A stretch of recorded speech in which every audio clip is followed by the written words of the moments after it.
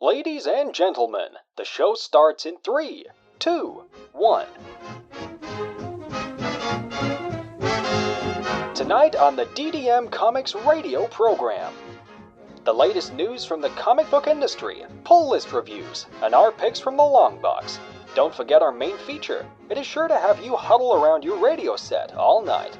Stay tuned. We are the future, Charles, not them. They no longer matter. I'm sorry, this is the fun beak, the humdrum beast back there. Please, no gang signs. No, throw it up, I'm kidding. Told you that. Look, kid, you and I are gonna be good friends. You just don't know it yet. Hello and welcome, comic book fans, to the 5th episode of the DDM Comics radio program. I am Danny from Northern California, and with me as always, the other half of the show, co-curator at the Museum of Antiquities, and one of the top men, Mr. D. Mr. D, how's it hanging? Well, how's things going on your end? Oh, pretty good. I had Indiana Jones on the brain earlier. They've made some Indiana Jones comics, right? I believe so, yeah. Okay. Well, how's it going? Oh, not too bad. What'd you have for dinner? Hamburgers. Nice. You? We had pot stickers. Oh, nice. Love pot stickers. Yeah, me too. So, today we have a lot of stuff to cover, and let's try to not take 3 hours to do it. We got to do...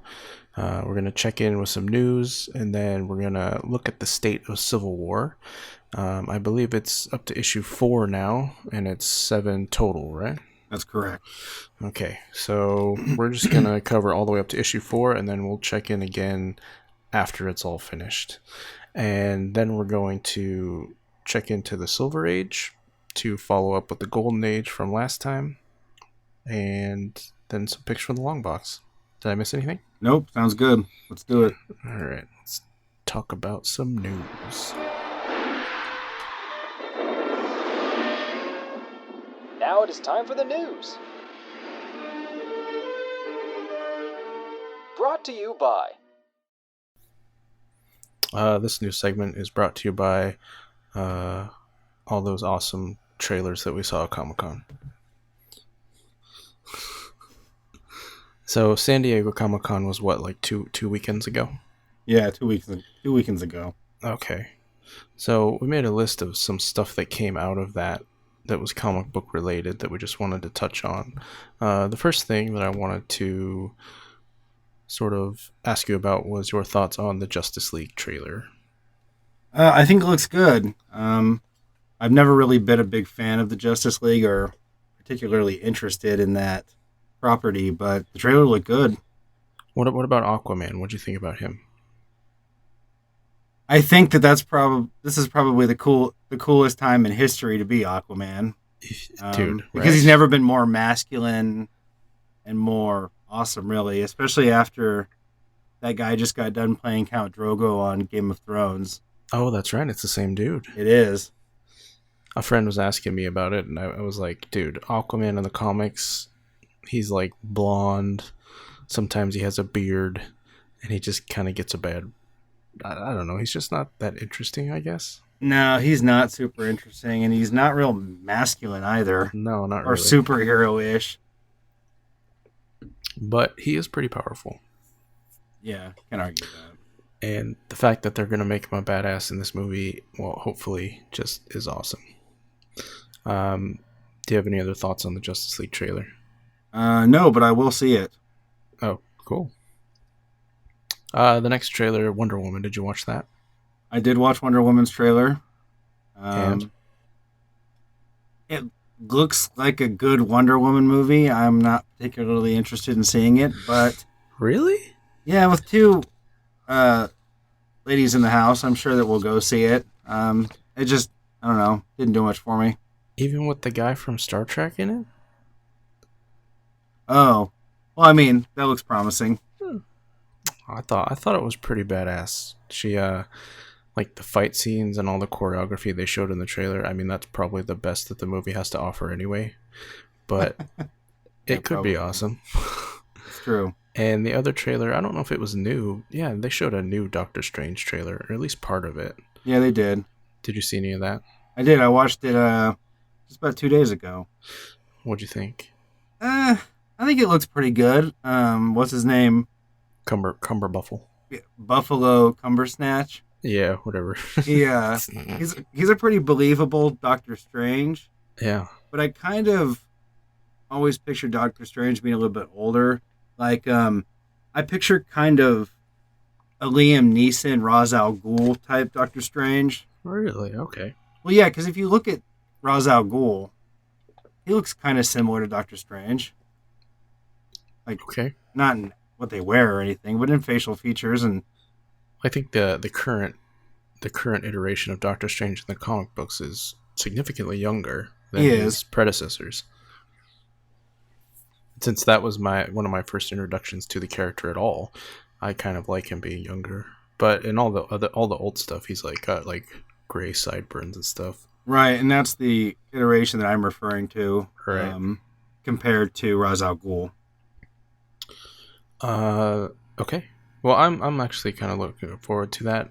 Sort of. I don't know. There's something weird with it in my brain that I feel like it's gonna be bad, but I don't know.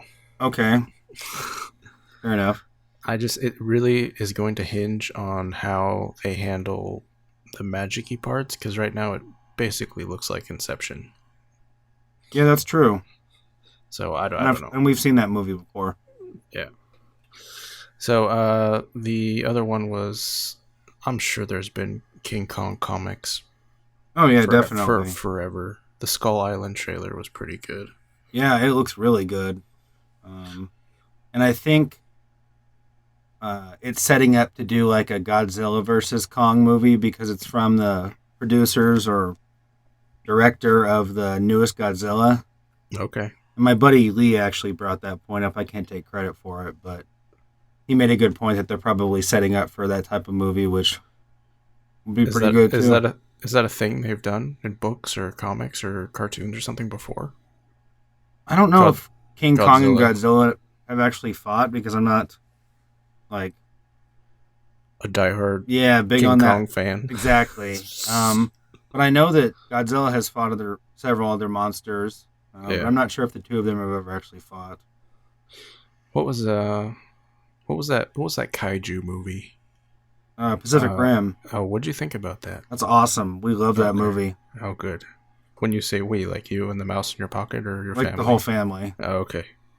And the mouse in my pocket. And the mouse, of course. Let's see. What else happened at Comic-Con that was worthy of note? Oh, we found out that Kurt Russell is going to play Ego, which is Star-Lord's dad in Guardians of the Galaxy Volume 2. Now, do you know anything about Ego? I don't. I was just reading, like, literally 10 minutes ago. And I don't know if this is how accurate this will be portrayed in the movie, but from what I'm gathering, Ego is actually a sentient planet. Yeah, actually, that was my only understanding. Yeah. But I read that, like, in passing, so I didn't want to mention it without something to back it up. Yeah, well, I Googled it, and Google doesn't lie. True. So I'm told. The only other thing that was worthy of talking about was the Doctor Strange Punisher team up. Now, I saw this mentioned on Reddit a few times, and apparently this isn't the first time this has happened. At the end, or during the Battle World stuff of 2004, no, last year, the Secret Wars Battle World stuff, apparently Doctor Strange and the Punisher had a little team up going on there as well, and apparently it was awesome. Huh, interesting. Okay. So, no idea about that.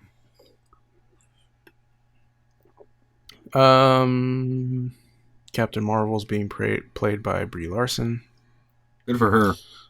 What else was she in? I can't remember. I don't know. I recognized her from something. She's cute. She seems like a nice girl. Good for her. Well played, Brie. Hey, she's from SAG. Huh. That's kind of cool. Yeah. I was just looking at her biography. I can't remember. Let's see. Was there anything else in the news we wanted to talk about? No, I don't think so. Or did you want to talk about Renato Jones? I kind of do, but I kind of want to give more time to Renato Jones, so maybe we can save it for the next episode. Okay, we can do that. Because I feel like it deserves, like, kind of the same attention that 4 Kids has received. Yeah, that's true. And if we spent a half hour about it, we wouldn't get to anything else. No. But in the meantime, folks, pick up Renato Jones, the 1%, from Image. Which is awesome. How do you say that author's name? Carrie? Yeah, I think so. Carrie Kyle Andrews. And it's a dude. It's a dude, right? Yep. Kare, right? Yeah. Yeah, I think it's Carrie. Did you have the first print of issue 1 with the quote from Warren Ellis on the front? I'll have to check. I didn't bring that book. All right, I'm just going to read the quote from him right here. A sort of hallucinatory rage pop Punisher from Occupy. It's gorgeous and also demented. Warren Ellis. I believe I do have that. That sounds familiar. It's yellow. The cover? Yeah. Yeah, I have the first print then. All right, cool. Well, that's it for the news then. Okay. Let's just bounce straight into our, I guess we'll just main feature it right now. Yeah, let's do it.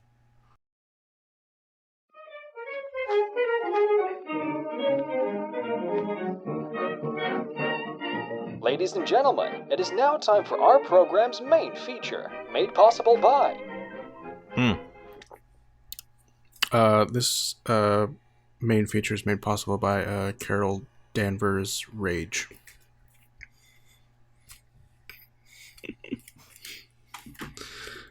Civil War II. Yes, indeed. Started at Free Comic Book Day and is now on issue 4. They did the Free Comic Book Day edition, which featured a lot of the events that wouldn't take place until later. And then they had an issue 0 and then 1, 2, 3, and 4. So I guess technically there's been like 6 of them. Yeah.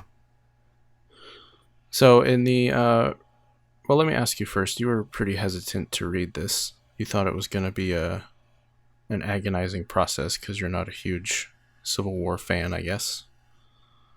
So what changed? Because it seems like you were okay with it now. Yeah, it's starting to pick up, especially I think probably at the end of issue 2. Like actually issue number 2, not issue 1 or whatever that would be after New Comic Book Day. Right. It's kind of picking up and it's getting more interesting. But the build-up I still felt was a little too long. Kind of like a good movie is broken up into 3 acts. The first act of this comic is a bit long, but it's headed somewhere interesting, so I'm looking forward to seeing it finish out, but it's not making my top 5 list right now or anything like that. So, the conflict, how long did it take you to understand the conflict? Because I couldn't really get it right away, like, what are they all so pissed about? So, in the free comic book one, I mean, there's this Inhuman. He's Ulysses. Right. And he doesn't, I guess you can say he predicts the future, but he experiences it on a whole new level. But doesn't he also kind of like manifest it himself? Like, but isn't that how Tony... You don't learn that till later. But in the beginning, all we're seeing is this Inhuman. And for those that don't know, the X-Men are the results of the X gene, right? Correct. And then the Inhumans are actually, there's this conspiracy theory where aliens seeded the planet long ago, and that's how humanity came about, and they have all this knowledge. Of course. Well, the Inhumans are kind of like that, in that the people who altered the genetic makeup of humanity were the Kree. Interesting. And for Inhumans to unlock their powers, they have to come into contact with this. Well, they go through something called, I'm probably going to pronounce it wrong, but it's like pterogenesis, where their body is like encapsulated in this cocoon, and while their Kree DNA mutates their physical form. So it's like puberty for the Inhumans? I guess. But every time they come into contact with this Terrigen mist cloud, anybody who has any of that Kree genetic code, they're instantly put in, like, a pod forms around them, and then out pops whatever inhuman Right, like their power final form or whatever. Yeah, whatever. So Ulysses pops out of his pod, and I think he has a vision right away of, like, the world ending or whatever. And the way this was laid out in the comics was all very confusing. Because it was just, like, pages, there was, like, the mist happening, and there was Ulysses in school, and then he was in his cocoon, and then the world was ending. And you're like, okay, well, whatever. And then it moves on, and they predict Thanos' arrival, or he predicts Thanos' arrival. Right. And Carol Danvers' clan, what do they call themselves? The Ultimates? Yes, they do. They go to fight Thanos, and who dies? War Machine dies. He does, yeah, Rhodey. So and Tony's Rhodey pissed. dies. Tony is very mad. And he's holding Carol, like, personally responsible. He definitely has a chip on his shoulder. Right. So you see that happen, like, in the freaking, like, free issue, and then they just throw all of that out and start over at issue 0. Yep. So, at one point, Maria Hill throws out one of her quips that says "Jester's dead," and all I could think about was Top Gun. It's been so long since I've seen Top Gun. Really? Yeah, this is like one of those. This is like the Big Trouble in Little China moment, but the roles are okay. reversed. I mean, I like Top Gun, but it's been a while. It's a great movie. I probably watch it like once a year. I'll watch it soon. So She-Hulk, in issue 0, she shows up as like she's a hot lawyer, Right? and then she's like fighting this case or whatever, and her guy, he gets convicted or gets off. Anyway, he dies. No, he gets convicted. He gets killed in prison, Oh, jail, okay. whatever. Yeah, And she's furious because she swears that he's innocent. Mm-hmm. But Maria Hill is like, she justifies it like, oh, he's a repeat offender. He was going to fucking commit a crime again. All right. Well, nothing great comes out of Maria Hill anyway. No, I think, she's like, a salty old bag. During that exchange, she says Jester's dead. Yep. And that was basically all issue 0 was. It was Ulysses getting hit with the mist, and then this court case that didn't really seem to be relevant except for, like, to show the mentality of Hill and She-Hulk. And for Marvel to sell 3 more pages on a book. That's right. So then it jumps into issue 1, and this was like, at this point, Tony doesn't know anything about Ulysses. No. Or anything. So there's this really cool battle scene where they're all fighting. I think it's like, they're Sentinels, right? Yep. And then it's like all the Avengers and the Ultimates, like everybody who's cool. They're all fighting each other, and then they defeat the guys, and then at the party, Tony, or somebody brings it up to Tony. It's like, well, how did you even know this was happening? And that's when Ulysses is like in the back room, and they start to slowly break it down. Right. I was going back to the fight. Yeah. It was Sentinels, but like there was some kind of like celestial thing going on there, and it looked like what's his name? Galactus. Is that his name? Oh yeah. No, you're right. I see it. But yeah, Ulysses like starts talking to Tony about how he gained that power to see the future or whatever it is, however he manifests it. Mm-hmm. And that it only happened like a few weeks ago, so he was kind of getting used to his powers. But the Terrigen mist, like you mentioned earlier, is what activates the Inhumans, I guess, inhuman powers. Their inhumanness. The thing that I thought was weird was that Carol just like offered him a place on the team like immediately, like, "Hey, welcome aboard." And Tony's like, "Who the fuck is this guy? Like, you invite him into our place, and now you're inviting him onto the team." And she's just like, not a single fuck is given. She's just wants him part of the team because she believes that he can, stop crime before it happens. Right, and that's what she wants to do. As we find out shortly after that, her ultimate mission is to be able to see, or stop crimes before they happen. Like you said, see the future and stop crimes before they happen. Well, I think in one of the previous issues, she was getting like some shit from her superiors that were like, "What the hell is the Ultimates doing?" So she's like being pressured to perform. Right. So she's kind of jumping up this opportunity. And Tony, of course, is like, whoa, we don't know anything about this guy. And that's basically, that's like the entire conflict. Tony's like, we shouldn't trust it until we know what's going on. And Carol is just blindly like, fuck it. Yeah, Carol's just blinded by her own special interest, and that's, wanting to stop crime before it happened, like you mentioned previously. Right. So they go through that, and then go ahead. I think at the end of this issue, we find out that Rhodey's dead, right? Yeah. I was just checking that out. Yeah. Tony finally finds out that Rhodey's been wasted, and he's just beyond angry. And even She-Hulk is like almost dead. Yeah, she's like in ICU, and Rhodey's just completely gone, and Tony's furious, and of course Carol's the one to blame because, as we find out, she followed something Ulysses told her, and Thanos ended up basically ambushing the team, and in that Rhodey was killed, and She-Hulk was almost killed. Jennifer, right. Is that her name? I think so. Yeah. Well, you don't actually know if she's alive or dead because at the very end it's just like a bunch of beeps. Right. She's on like life support. Like her heart machine gave out, or her heart gave out, and then you just see Carol in the last panel like crying.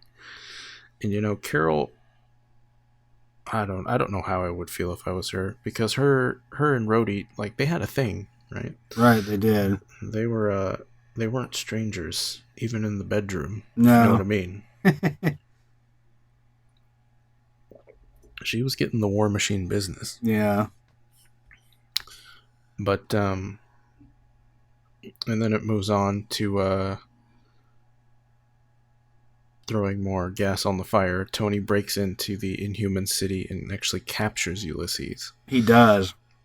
And this, of course, upsets the Inhuman queen, Medusa, who's this Inhuman who has like crazy ass hair. Crazy hair that's like alive. Yeah, it rolls next to her. It's so big. Like independent of her body, it moves.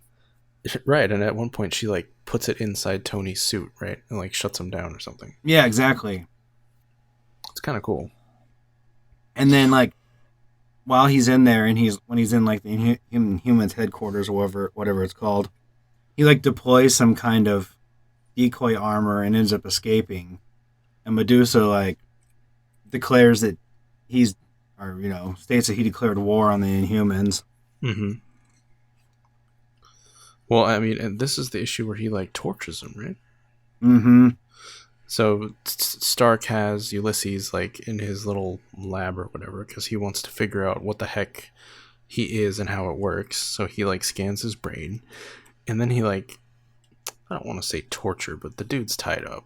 I mean, I don't know what else to call it. And it's not even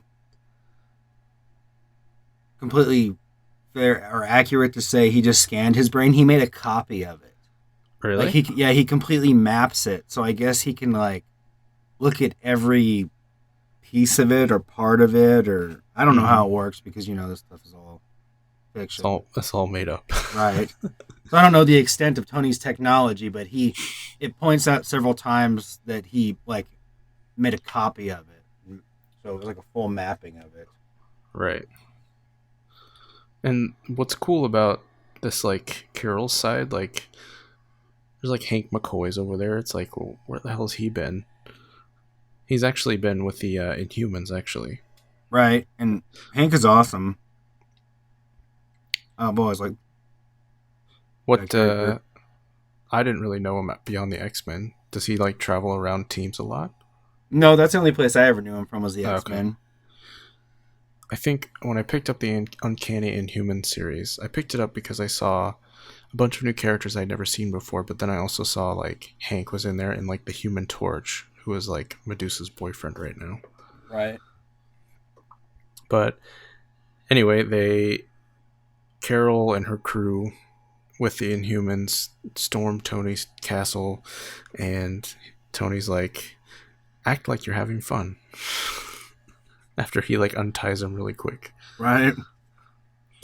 And at the very end of that issue, his powers get agitated, and that's the first time he's able to, like, have them make everyone around him experience the future, and it's the Hulk killing everybody. Everybody, yeah. He's like, he like tells everybody that the Hulk's gonna kill you all or something like that.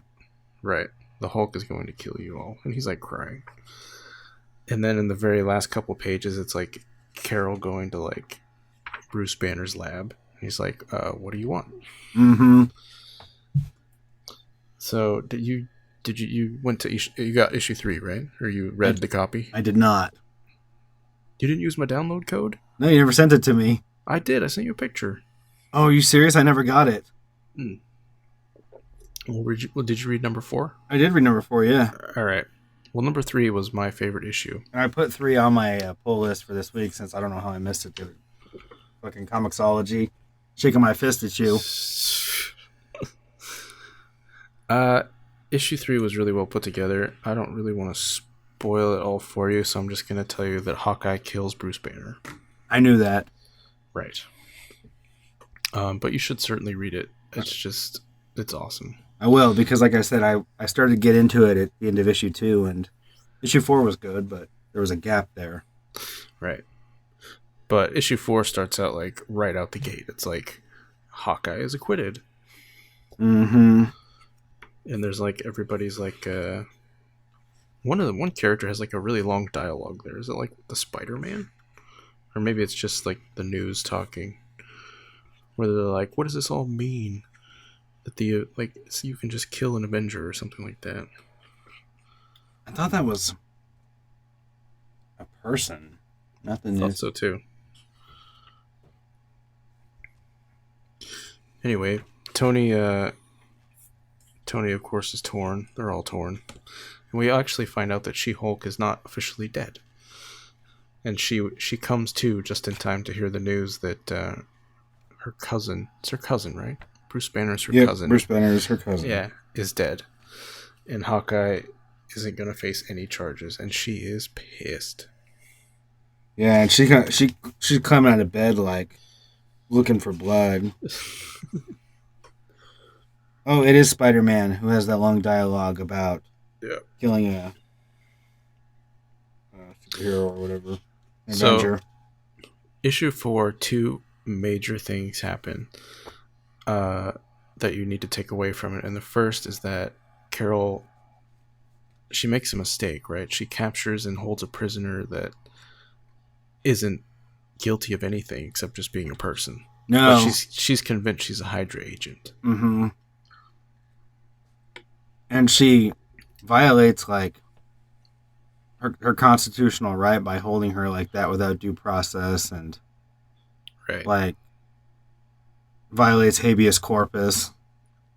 And since I think, like, S.H.I.E.L.D. is S.H.I.E.L.D. a military organization?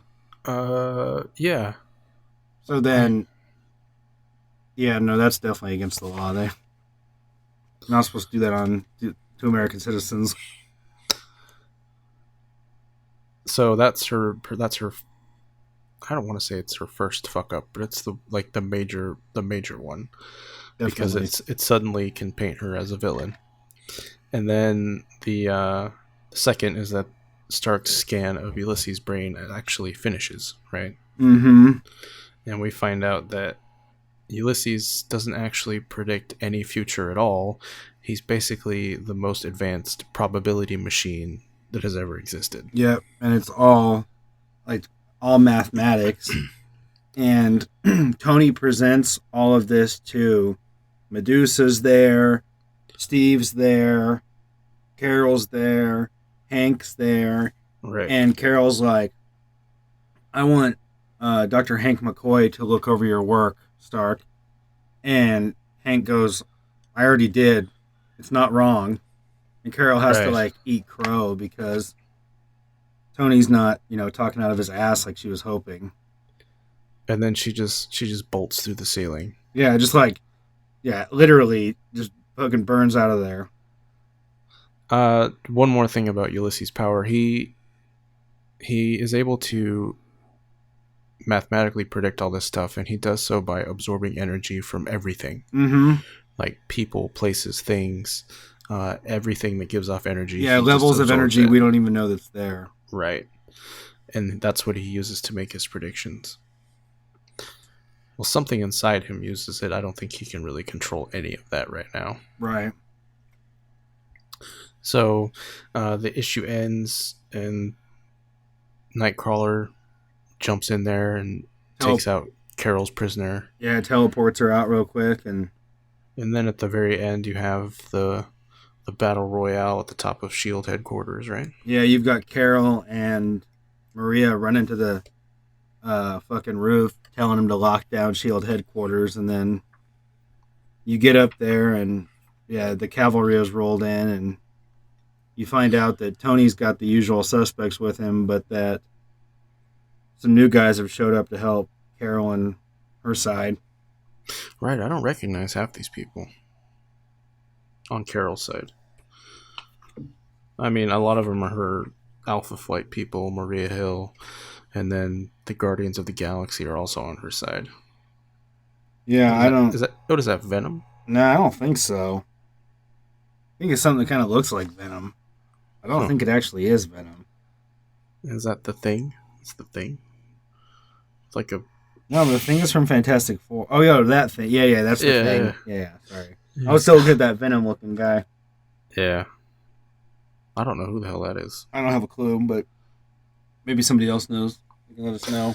And I've read, like... Well, that's basically it, the state of Civil War. Yeah, Ulysses... it's popping off. And it's not like scenes like that haven't occurred in any of the other books. It's just, I mean, there's on multiple occasions there's been like a giant group of people that are like, we're here to cause some business, and then like there's no fight. It happened when they broke into Tony's place to get Ulysses back. It happened in the issue 3 with the Bruce Banner thing. But this time, it looks like they actually might fight each other. Yep. But part of me's not holding my breath. No, I just can't see them actually fighting each other, but it's okay to, get people hyped up again. Yeah. Sells more books. Definitely. And I've, like, with the previous crossover story, Standoff, I bought every single tie-in issue and everything. I read everything there was to read about that. Cool. And the tie-in issues were good, right? Like they actually were part of the story and made a lot of sense and furthered things along. But I started reading the tie-in issues with this early on, and it's just like it's nothing.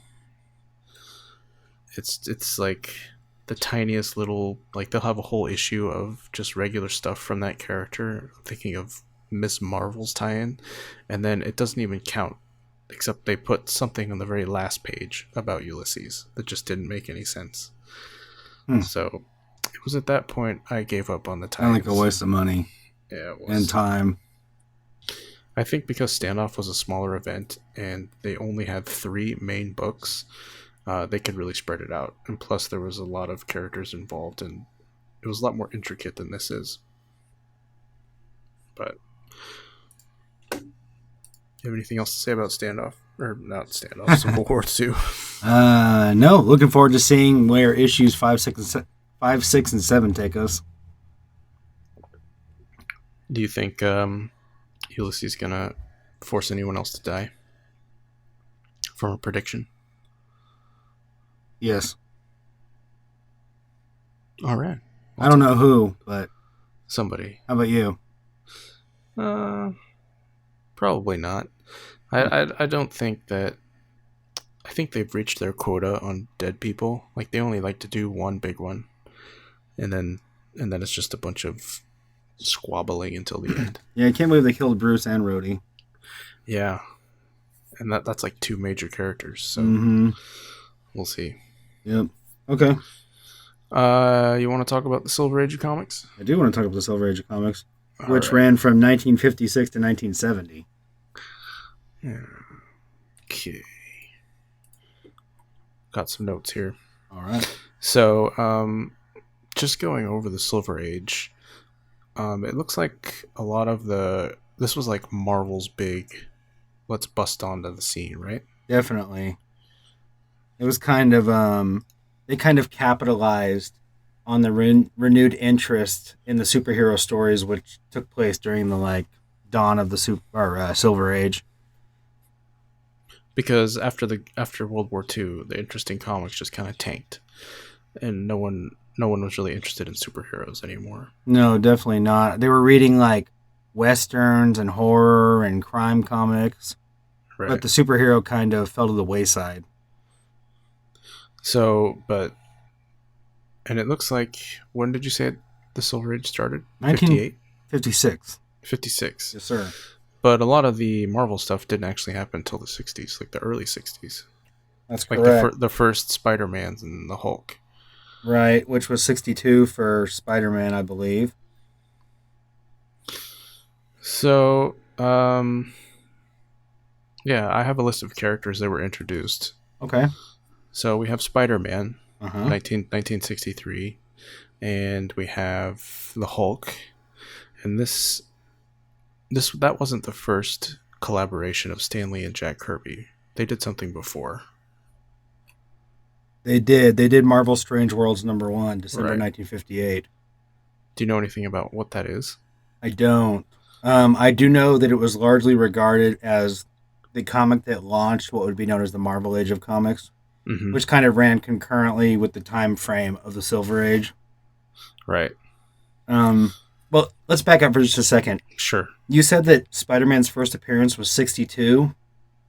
63, I'm sorry. What issue do you have? Because I have Amazing Fantasy 15 at August of 62. Oh, I'm sorry. I read that wrong. You're right. Amazing Fantasy 15. Spider-Man didn't get his own series until 63. Oh, right. Okay. Okay. Because a lot of these heroes were introduced in not their own titles. No, that's correct. Except the Hulk, I think. He started with his own, didn't he? Oh. I don't know, actually. I have the Incredible Hulk #1 was May 1962. Oh, okay. Sounds like it then. And it was the DC had the Justice League of America. They did. And then Marvel had the Fantastic Four. Right. Which premiered in Fantastic Four #1, November 1961. And the original Fantastic Four members, they've always been kind of the same. Yeah, I don't think I think it's always been The Thing, Mr. Fantastic, Human Torch, the female. Invisible Girl. Right. No one ever remembers her name. I didn't. I totally was like, what is her name? I have no idea. But interesting thing about Fantastic Four was that's the first superhero team comic ever published by Marvel. Okay. And it's funny they labeled it as the world's greatest comic magazine back then. The Fantastic Four was? Mm-hmm. The world's greatest comic magazine. Yep. And it was written by by Marvel to be a direct competitor for Justice League because they were seeing a ton of, or rather, building a huge fan base around Justice League, and I guess Marvel obviously saw the opportunity to capitalize on some of that. That whole team dynamic. They just didn't have anything. Definitely not. So then you get the Avengers happening, Thor, Iron Man, Wasp, Hank Pym, Ant-Man. Mm-hmm. And even the X-Men were started in the Silver Age, right? Right. And, go ahead. The Flash. We didn't really talk about him, but he's kind of regarded as the first superhero of the Silver Age. Well, DC did something interesting in the Silver Age. They what do I say here? They engineered, they invented, they And they made the concept of the reboot, right? So they took all of their old heroes and they rewrote them with like new backstories, new costumes, and they did like the Green Lantern was new and the Flash was new, and I'm sure they did a few others, but Wait, so you could argue that they pioneered the rebirth. oh, there you go. Heyo. But not just that, and they in like the end of the Flash run, the old Flash meets the new Flash, and then they come up with this great idea of parallel universes, and that was the beginning of comic book mindfuckery for decades to come. And what was that? Flash 123? Yep. Flash 123, the first time that the Golden Age and Silver Age versions of the Flash would meet. And what do you know? What happened in the Rebirth issue a few months ago? Kind of the same thing. Yeah. So that would become a mechanic that would be a reoccurring theme in a lot of DC's, oh my god, we need to change things moments. Right. Oh, so here's an interesting tidbit of information that took place during the Silver Age. Sure. Batman saw a slump in popularity. A lot of fans regarded his adventures during the 50s through the early 60s as being kind of boring or lackluster compared to his 1940s adventures. Interesting. Mm-hmm. So what, they just must have beat it to death. Yeah, probably rode the horse till it died. That's what I would think. But as far as I know, Batman never stopped running. Like, No. They always kept putting it out. Yeah, I don't know of any time that it had a break in publishing, production, either way. Right. Another thing that's interesting is in 56, Harvey Comics discontinued their popular horror comics line, which were things like The Haunt of Fear, Vault of Horror, Crypt of Terror, which was later renamed Tales from the Crypt, due to the implementation of the Comics Code Authority, which I know we're planning to do a future show and talk about that a little bit. Well, the Comics Code Authority was a big, you saw a huge, I don't know what year they were implemented. It was like the 50s still. 56. Yeah, something like that. As soon as that hit the scene, you almost saw an immediate surge in underground comics and privately printed stuff that couldn't be censored. And I tried to find some of that stuff, and it's very difficult to find accurate information. Kind of the prohibition of comics. Yeah, kind of. But it was really interesting that, and you see it happen all the time, where censorship forces other things to rise. Definitely. And the Comics Code Authority all came about because of some retard that wrote a book that would basically today be the equivalent of video games making kids violent. That's the one. Right. I forget the name of it. But it was about comic books instead. What else is there about the Silver Age? Let's see. The Silver Age ends when Jack Kirby goes to DC. Yep, 1970. And that's about around the time that the Gwen Stacy died stuff went on in Spider-Man. And that's like a really popular key issue, like that whole the night Gwen Stacy died thing. I see it all the time on eBay. To be fair, I'm not really familiar with that issue outside of just reading about it in passing. Yeah, it's got like a picture of Spider-Man with a web on it. It's got like all of his characters, like the characters in the book, and it's like, who's going to die? Oh, yeah. I know that issue. I've seen that on there a lot of times. I think it's regarded as a key issue. Right. That's what I mean. So one interesting fact I saw was that because the Comics Code Authority was censoring a lot of the books, like the only thing that they could really get away with sometimes was making like these crazy covers that would sometimes be totally not relevant to the book at all. Right. What do they call it? The wackiness of the Silver Age was a fatal flaw or part of the charm, the covers. I don't know. Maybe. Yeah. I'm sure there's people out there who have invented a reason to love it. Most of the comics back then were, I don't want to say boring, but not super interesting. No, they were boring. It's okay. Probably largely due to the Comics Code Authority. Well, I think that's about it for the Silver Age. Yeah. We're going to talk about the Bronze Age next. Yes, and one of my favorite heroes was introduced in the Bronze Age, and that would be Damien Hellstrom, as he'll be known back then. He's the son of Satan. Oh, interesting. He's part of the... back then, he was part of the Defenders team, and he appeared in Ghost Rider 1 and 2. Oh, interesting. So, I will be excited about that. Look forward to hearing about him. All right. Well, we're burning through all this stuff. We are. We might actually hit our hour mark that we want to be at. So let's just talk about our polls for the long box then. How about you go first? Sure. So when I'm thinking about what book I want to get for the long box, sometimes I think about, stuff that was important to me or that I thought was awesome or that I think other people will think were awesome. But this time I didn't do any of that.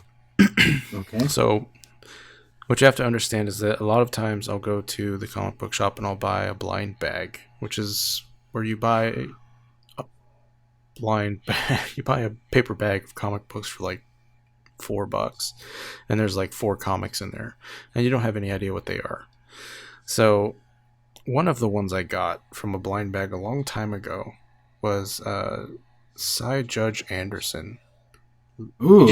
Issue 8 from a publisher called Fleetway Quality. Came out in 1991. Nice. Cassandra Anderson. Yeah. So she's obviously part of the Judge Dredd universe. She is. If that's what you call it. And she's in the Psi division. Yep. And she can basically, and you can correct me if I'm wrong on any of this stuff you probably know, she can read the minds of people alive or dead. Yep. But they're easier to read if they're alive. Definitely. And when she reads the mind of a dead person, like the most vivid memory is like their very last one, and then it like slowly starts to fade or something. Yeah, that's how I understand it as well. Right. And it's so cool. Like the issue starts out like it's kind of a cool looking like cartoony cover, like you can barely read what the title is. And then and then you open it and the very first page is the Dreadatorial.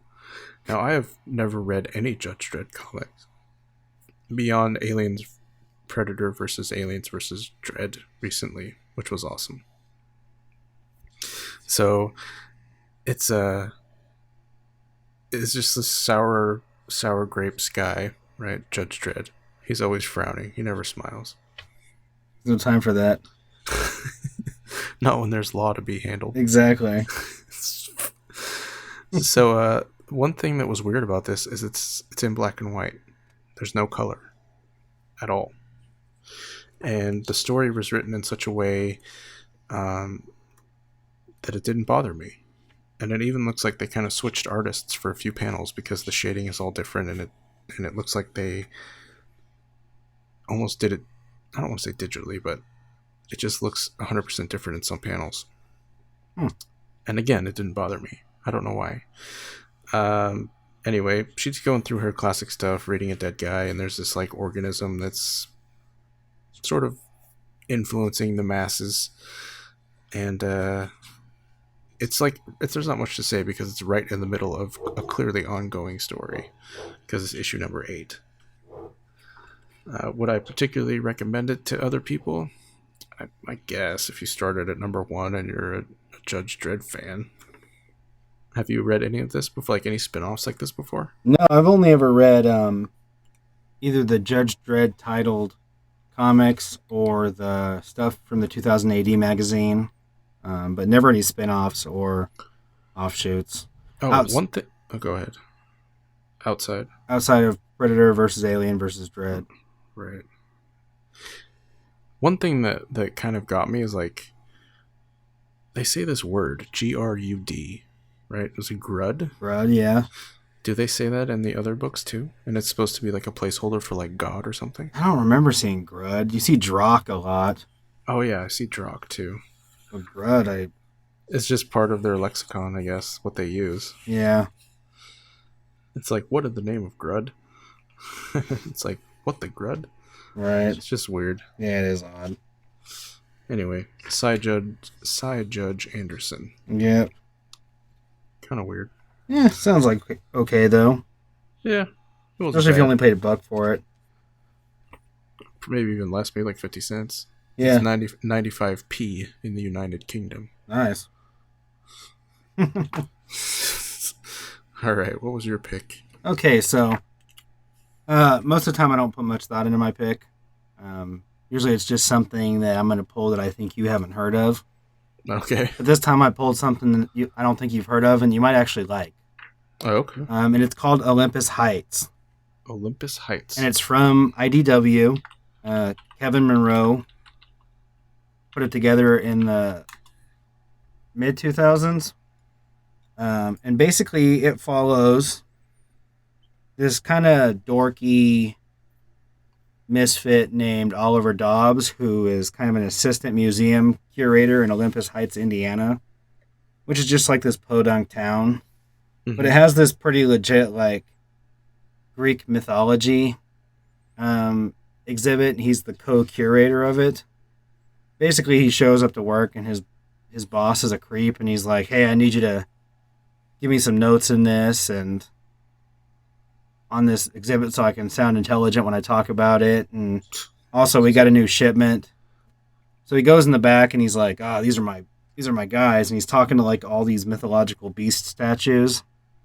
Just like alone. Yeah, and the way these beasts get to the museum is they randomly show up like every year from a mystery donor or something. Yeah. Okay. And so, anyway, the latest one to show up is like this Minotaur, and he's pretty badass. And there's this old lady who like is the boss of the curator of the museum, and she's talking to Oliver, and she's like, the only reason so and so is your boss is because I think Seymour is his name. The only reason Seymour is your boss is because he's been here longer. Just remember that, okay? And he's like, yeah, I know. She's like, have you ever met the donor? And she's like, no, but I came close to seeing him one time. And you see her as like a little girl, and she sees like the silhouette of this guy in a trench coat with like a huge beard and like a Duster style trench coat. Like so that's the guy on the cover. I'm looking at the cover right now. Exactly. He looks kind of like Zeus. Okay, yeah. So that's not Oliver Dobbs. No. Okay. That is the man who provides these sculptures. Okay. All right. Which you find out in the first issue. He is a monster hunter. He kills these monsters and turns them into stone and they're donated to the museum. So Oliver finds this out. He meets this guy at the end after his sculptures start to come to life for some reason in the museum and attack him. The last panel shows the Zeus-looking guy reaching out for him saying, give me your hand, kid. And he's like, Mr. Smith? Because that guy's his neighbor. Really? Yeah. And he always wondered what he did every night patrolling the neighborhood, and he found out that he's the monster hunter. Man, so that's like Indiana Jones meets Night at the Museum meets Percy Jackson meets Monster Hunter. Exactly, yeah. It's good stuff. That sounds awesome. How many parts is that? 5, it says? Yeah, I believe so. 5 parts. I could probably get that in a trade. Have you read it all, or just the one? No, I have. I think I have all 5. If I don't have all 5, I'm going to get the rest, because I remembered really liking this, and this is the first time I picked it up, and probably since it came out. I read it again, and I was like, oh, What year did it come out? 2004, I think. Let me have a look here. Oh, yeah, here you go. 2004, yeah, July. That's so cool. AOL keyword IDW Comics. That's what it says on the barcode. Oh, you're right, it does. Oh, man. That's awesome. I don't even know how I would use an AOL keyword now. Go to AOL.com and punch it in the search block. Does AOL.com even exist? Let's see. I don't know. Can you buy free CDs? What was the keyword? I'm going to type it in right now. IDW Comics. Oh, it's just a search engine. Curses. It's not nearly as cool. I remember using that like back in the day, the keyword search, and typing in like Beavis and Butthead or whatever, Laura Croft. I remember us looking up some pretty questionable stuff at your house back in the day. We have all that free time. You just pop in another 10-hour CD. Oh God. Oh man. Oh, the good old days. Cool. Yeah, so I think it was a pretty good wrap up tonight's, it would be pretty good to wrap up tonight's show with a recap. We went over Civil War, kind of gave everybody the update on what Carol and Tony's conflict was, and then talked about some historic events, key issues, and first appearances from the Silver Age. Right. I think we both pulled some pretty interesting pulls from the long box. I don't know if I'll check out Cassandra Anderson's comics. Is that her name, Cassandra? It is. Oh, dude, it's not worth the time of day. I mean, if you're a diehard fan, go for it. Nah, I'm a diehard fan, but I'm good.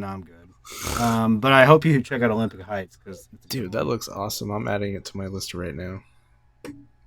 Hopefully you can find it for like $1 an issue, because it didn't appreciate. It's one of those comics that isn't worth what you paid for it to start out with.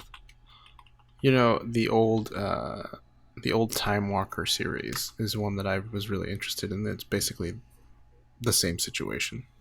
It's worth like nothing, but it's like so good. Yeah, I don't care about that. Sometimes I'd rather buy the floppies for $1 a piece than buy a trade. Here it is, 1 through 5. Near mint, it says $7.89. Ooh-wee. Slow down. In case you need to splurge. Well, my birthday's coming early. Plus that $3.95 economy shipping. Right. Assuming I don't get it in your what'd you get? Swamp Thing 20 or something that was all messed up? I did. Swamp Thing 20, the first issue that Alan Moore wrote, and the guy fucking sandwiched it in a cardboard envelope between 2 other envelopes without a fucking back. And so, was it in a bag? Yes, just a bag. Okay. But no back. And he messages me and he's like, "Would you please leave me feedback?" And I was like, "Well, I'd really like to leave you positive feedback," but I explained to him what the deal was. And he's like, "Well, I spent this much on shipping, so how about I'll refund you half the shipping and you leave me positive feedback?" I just left it open. I haven't left him any feedback yet. I think I'm just going to leave it open. I would say just leave it. So you said you were going to send it to Presser. I was, but I'm not going to now. It got too beat up. Okay. What do pressers do? Just slap it between like a vice or something for a week? No, I think they use like a steam or something. Yeah, like a dry cleaning type. Okay. Apparatus. That would be interesting to know. Yeah, well, there's a guy that follows us on Instagram called the Comic Book Presser. I'm sure he would explain how it works if we asked him. I'd be kind of interested. That's what we did on this show is interviews. Yeah, that'd be cool. The Comic Book Presser. I could get behind that. Yeah, that'd be interesting enough. Tell us what his deal is, like how his stuff works, what kind of comics people have come back graded as after he's done their work. Or done work for them, rather. I was out of town the other week, in a small town outside of the town I live in, and I found an old shop there, and this lady specializes in book restoration, and she's a broker for like ancient books, right? So she has like these glass cases full of like relics. She had like a book of poetry written in Greek from like the 1500s. Whoa, that's cool. It was crazy looking, and like her entire workshop back there is like something out of, I don't know. There's like just machines I'd never seen before, and she's just got tables and bookbinding stuff. It's just crazy. You're all, hey, can you take care of the Swamp Thing number 20? She's like, I don't work with the comics. Right. She had like a few comics. She had like some old Geronimo comics or something. Just some stuff that I had never heard of. That was like 15 grand. Yeah, probably. And I just like left it on the table. After you put your elbow in it? I just let my son play with it. Like, tear that in half. All right. Well, I think that's good. We'll sign off. An hour. That's nice. That's what we shoot for most of the time. Yeah, it's not bad. Down to business. You can follow us on Twitter, Instagram, Facebook, Stitcher, Google Play, iTunes. Is that it? Twitter? I said Twitter. Yeah, you said Twitter, you said Facebook, you said Instagram. And you can email us, and it's all at DDM Comics. At geocities. At geocities.uk. /angelfire_69. Remember how it had like Hollywood Boulevard / numbers, and your GeoCities address would be like 700 characters long, and you'd have to try to remember it when you logged in. Oh man, that stuff. Those were the days. So yeah, you can find us on all those social media things. Next week we'll talk about the Bronze, or not next week, just next time, whenever that is, probably 2 weeks. We'll talk about the Bronze Age, and I don't know if we've decided on a main topic yet. Have we? No, we will talk about the Bronze Age and something else. Yeah, I think we're talking about Thursday. Oh yeah, go ahead. We are going to get together and watch the 1966 Batman the movie on Netflix and provide you guys another hangout / commentary for your Netflix viewing experience. I think I've seen that movie one time. I saw it too. I didn't think I had, and then I looked at it and I was like, oh wait, I remember that movie. It's the one where he like runs with the bomb, right? Yeah, that's the one. Okay. Yeah, then I'm thinking of the right one. Cool. Well, that'll be fun. All right. Well, we will see you guys next time. Yep. Have a good night. This concludes our broadcast day. Click. Did you ever watch The Truman Show? The movie with Jim Carrey? Yeah. Yeah, but not for a long time. What about The Cable Guy? Yeah, I love that movie when him and Matthew Broderick are fighting at medieval times. Dude. Like Spock and Kirk had to. That is legit.